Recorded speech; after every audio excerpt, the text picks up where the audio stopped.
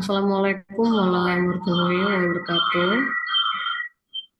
Eh, saya Bunga Mega Ria Sihaan, izin pemaparan kepada dosen Bu Nur Hayati Siregar selaku pengampu di kelas akuntansi keuangan 2.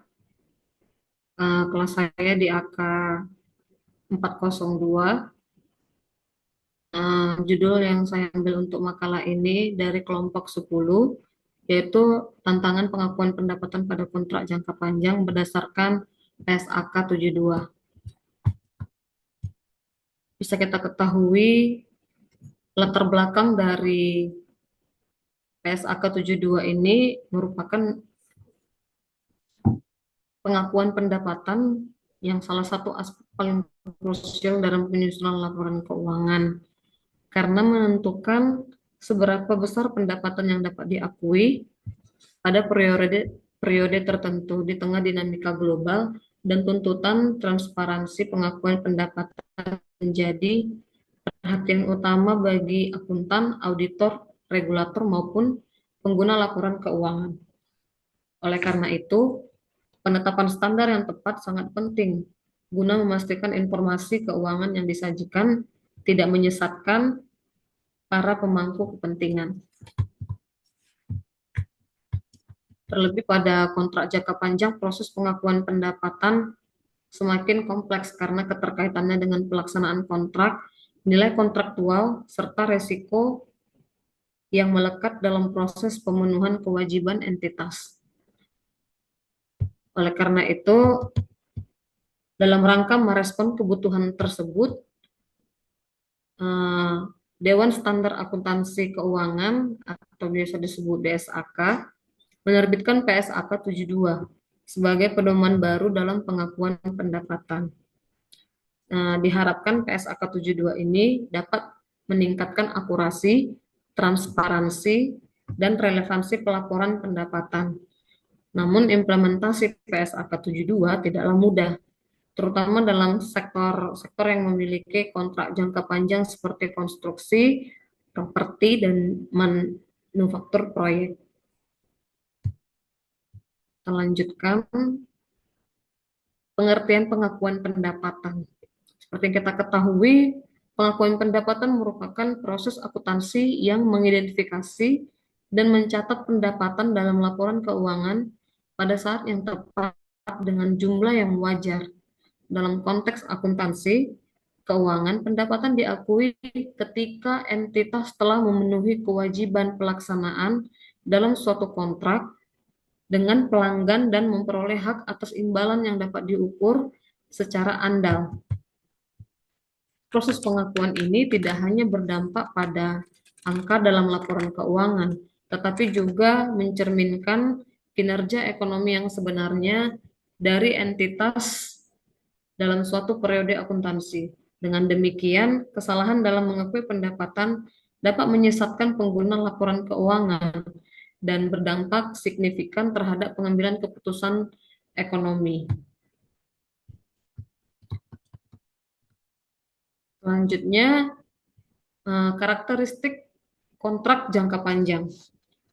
Kontrak jangka panjang merupakan perjanjian bisnis yang pelaksanaannya membutuhkan waktu lebih satu periode akuntansi.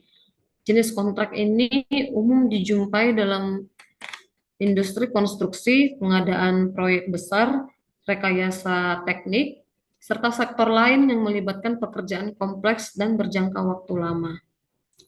Karakter utama dari kontrak jangka panjang adalah adanya ketidakpastian dalam estimasi biaya, waktu penyelesaian, serta potensi perubahan dalam spesifikasi proyek. Oleh karena itu, perlakuan akuntansi terhadap kontrak jangka panjang harus mempertimbangkan berbagai faktor yang mempengaruhi pencatatan pendapatan dan beban. Selanjutnya, adapun prinsip-prinsip PSAK 72.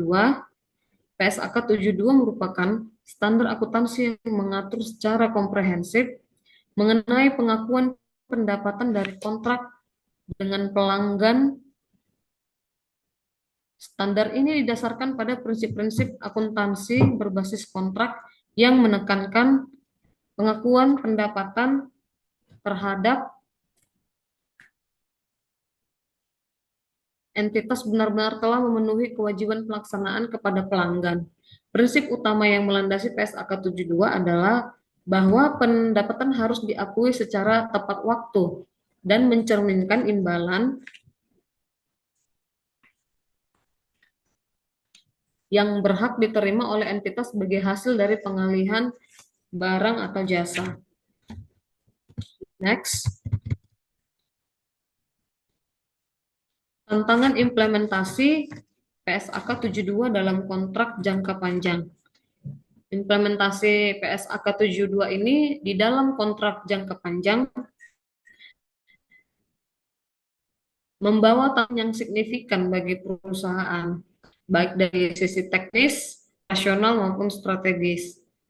Salah satu tantangan paling mendasar adalah kebutuhan untuk memahami secara mendalam struktur kontrak dan mengidentifikasi setiap kewajiban pelaksanaan yang melekat di dalamnya. Seperti kita ketahui, kebutuhan untuk mengalokasikan harga transaksi kepada berbagai kewajiban pelaksanaan juga menimbulkan tantangan tersendiri. Dalam kontrak jangka panjang, itu seringkali didapat bundling barang dan jasa dengan nilai jurnal yang tidak eksplisit, seperti jasa instalasi yang melekat pada pengadaan alat berat atau layanan perjurnalan yang berlangsung bertahun-tahun. Menentukan nilai wajar dari masing-masing elemen ini membutuhkan estimasi yang akurat dan dapat dipertanggungjawabkan. Ketidakakuratan dalam proses ini dapat menyebabkan distorsi pendapatan yang dilaporkan. Estimasi progres proyek yang menjadi dasar pengakuan pendapatan sepanjang waktu merupakan tantangan berikutnya. Dalam industri seperti konstruksi, metode pengukuran kemajuan, baik berbasis input seperti biaya aktual maupun berbasis output seperti unit yang diserahkan, seringkali menghadapi hambatan teknis. Perbedaan pendekatan ini dapat menyebabkan perbedaan yang signifikan dalam jumlah pendapatan yang diakui pada periode tertentu. Oleh karena itu, pemilihan metode yang tepat dan konsisten sangat penting dalam menjaga integritas pelaporan keuangan. Kemudian, keterbatasan sistem informasi dan teknologi juga menjadi hambatan dalam implementasi PSAK 72 ini. Banyak perusahaan yang belum memiliki sistem ERP yang mampu mencatat, memantau, dan mengelola informasi kontrak secara real time. Tanpa dukungan teknologi yang memadai, proses identifikasi, alokasi, dan pengakuan pendapatan menjadi rawan kesalahan manual. Selain itu, sistem pelaporan yang belum terintegrasi membuat komunikasi antar divisi menjadi kurang efektif dalam mendukung akuntansi kontrak. Tantangan sumber daya manusia pun tidak bisa diabaikan. Penerapan PSAK 72 membutuhkan tenaga profesional yang tidak hanya paham akuntansi, tetapi juga memiliki kemampuan analisis hukum, kontrak, dan memahami dinamika operasional proyek. Kurangnya pelatihan dan sosialisasi mengenai standar baru ini menyebabkan banyak akuntan dan editor merasa kesulitan dalam menginterpretasikan prinsip-prinsip dari PSAK 72 ini. Terutama dalam situasi yang dijelaskan seperti eksplisit dalam standar. Dari sisi organisasi, tantangan muncul dalam bentuk resistensi perubahan. Banyak perusahaan yang terbiasa menggunakan metode pengakuan pendapatan berdasarkan standar lama, sehingga perubahan menuju pendekatan berbasis prinsip PSAK 72 dianggap membebani. Perubahan ini juga memerlukan penyesuaian kebijakan internal, SOP, hingga revisi kontrak bisnis agar sesuai dengan persyaratan akuntansi baru. Proses ini tentunya membutuhkan waktu, biaya, dan komitmen manajemen yang tinggi. Tantangan terakhir yang tak kalah penting adalah pengawasan dan audit. Auditor itu harus menilai apakah penerapan PSAK 72 dilakukan secara konsisten dan sesuai dengan prinsip yang berlaku. Dalam banyak kasus, perbedaan interpretasi atas ketentuan standar dapat menyebabkan temuan audit atau opini modifikatif. Oleh karena itu, koordinasi yang baik antara manajemen, akuntan, dan auditor menjadi kunci untuk menyelesaikan berbagai perbedaan pandangan secara profesional. Dengan demikian, implementasi PSAK 72 pada kontrak jangka panjang bukanlah sekedar perubahan teknis, tetapi juga transformasi budaya dalam sistem organisasi. Perusahaan perlu mempersiapkan diri secara menyeluruh, mulai dari sistem, SDM, kebijakan, hingga komunikasi internal. Kita lihat ada salah satu contoh dari makalah yang telah saya buat. Saya memaparkan satu contoh tentang sebuah perusahaan konstruksi menandatangani kontrak pembangunan gedung senilai 10 miliar dengan waktu pengerjaan selama 2 tahun. Pada akhir tahun pertama, perusahaan telah menyelesaikan 60% pekerjaan berdasarkan biaya aktual yang dikeluarkan. Tentu pertanyaannya, berapa besar pendapatan yang dapat diakui perusahaan pada tahun pertama menurut PSAK 72? Berikut kita ulas pembahasannya. Pada PSAK 72 memungkinkan pengakuan pendapatan sepanjang waktu jika manfaat dari pekerjaan diberikan secara simultan dan progres pekerjaan dapat diukur dengan andal. Jika kemajuan pekerjaan sebesar 60%, maka pendapatan yang dapat diakui adalah 60% dikali 10 miliar adalah 6 miliar.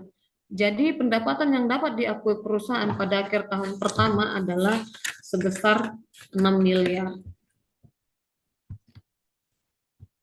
Kemudian simpulannya adalah berdasarkan pembahasan yang telah saya paparkan, dapat disimpulkan bahwa pengakuan pendapatan berdasarkan PSAK 72 memberikan kerangka yang lebih sistematis dan prinsipil dalam pelaporan keuangan, khususnya pada kontrak jangka panjang yang kompleks. Meskipun standar ini menawarkan kejelasan dan konsistensi dalam akuntansi pendapatan, implementasinya menghadapi berbagai tantangan teknis dan operasional seperti identifikasi kewajiban pelaksanaan, estimasi progres pekerjaan, serta keterbatasan sumber daya manusia dan sistem informasi. Tujuan dari pemberdayaan, tujuan yang ingin dicapai dalam pemberdayaan adalah untuk membentuk individu dan masyarakat menjadi mandiri. Kemandirian tersebut meliputi kemandirian berpikir, bertindak, dan mengendalikan apa yang mereka lakukan tersebut.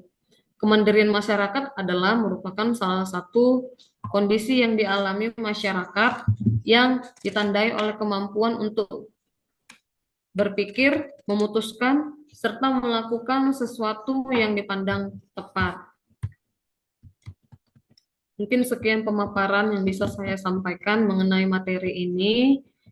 Untuk pemenuhan tugas akhir semester, saya ucapkan terima kasih.